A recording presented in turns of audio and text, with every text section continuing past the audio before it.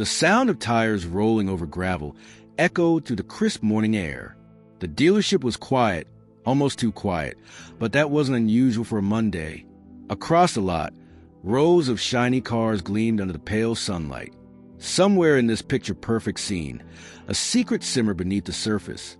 What would you do if your boss suddenly showed up as an undercover employee? Would you trust them? Would they trust you? Let us know what you think. And don't forget to share where you're tuning in from. Is it New York? Texas? Or maybe somewhere across the globe? Let's dive into this story together. It all started when Rachel Dawson, the owner of Dawson AutoWorks, decided she needed answers. Sales were slipping, customers weren't returning calls, and her employees seemed distant. Something wasn't right, but instead of calling a meeting or hiring consultants, Rachel made a bold decision. She'd go undercover herself. She swapped her tailored blazers for worn-out jeans, pulled her blonde hair into a messy bun, and introduced herself as Riley, a new sales associate eager to learn the ropes. Her first day on the job felt surreal. Everyone welcomed her warmly, unaware they were shaking hands with their boss. Rachel, or rather, Riley, quickly learned how things worked at ground level. There was Mia, the bubbly receptionist who always had a smile, and Luke, the seasoned mechanic whose gruff exterior had a heart of gold. But then there was Connor, one of the top salespeople. He was charming, smooth-talking, and relentless. His numbers spoke of themselves, yet something about him didn't sit well with Riley. Connor approached Riley during lunch break, his voice low but urgent. "Hey, listen, I've been meaning to talk to someone. You seem cool, so here goes nothing." He hesitated, glancing around before continuing. "I'm drowning, Riley. My kid's sick, medical bills are piling up, and no bank will give me a loan. I thought maybe, just maybe, I could ask Rachel for help." Riley froze. Her stomach churned as she processed his words. This was exactly why she'd gone undercover, to understand her team better. But now she found herself stuck between being a compassionate human being and maintaining her disguise. She forced a weak smile. "That sounds tough, Connor. Have you tried talking to HR?" He shook his head. Frustration etched across his face. "HR won't budge. They say company policy doesn't allow loans. And honestly, I don't think Rachel even knows we exist beyond our sales reports. She's always locked away in her office, signing checks and making big decisions without ever stepping foot out here." Riley swallowed hard. Was that really how people saw her? Distant? Unapproachable? A wave of guilt washed over her, but she pushed it aside for now.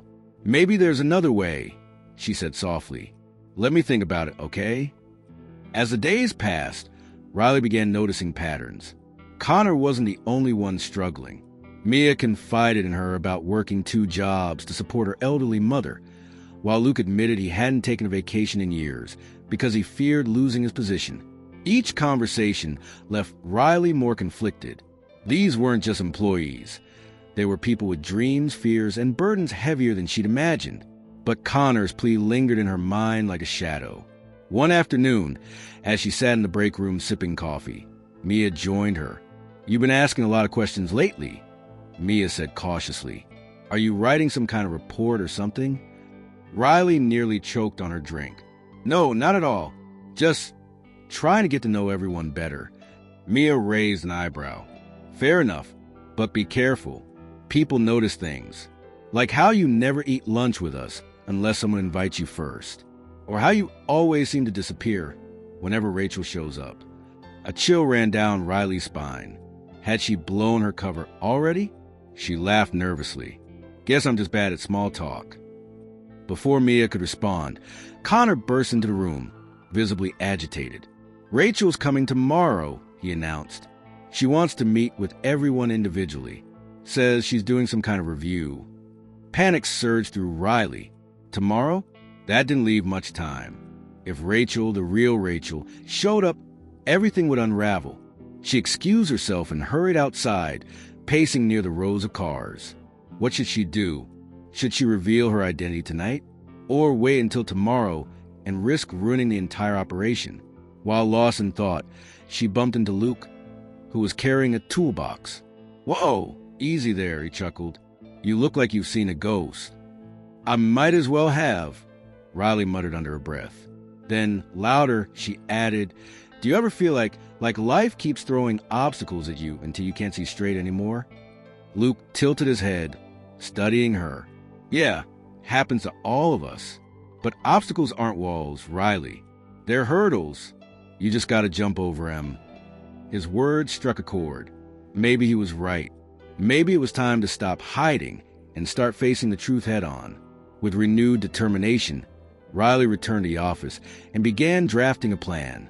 By the end of the night, she knew exactly what she had to do. The next morning arrived faster than expected. Rachel walked onto the lot, dressed impeccably in a navy blue suit. Employees gathered nervously, unsure what to expect. When it was Connor's turn to meet with her, Riley stood nearby, heart pounding. She watched as Connor stumbled through his pitch, clearly distracted by whatever turmoil brewed inside him. Finally, unable to bear it any longer, Riley stepped forward. "Rachel," she said firmly, "there's something you need to hear." All eyes turned to her, including Rachel's. For a moment, silence hung heavy in the air. Then, slowly, Rachel nodded. "Go ahead." Taking a deep breath, Riley revealed everything, from Connor's desperate plea to the struggles faced by others on the team.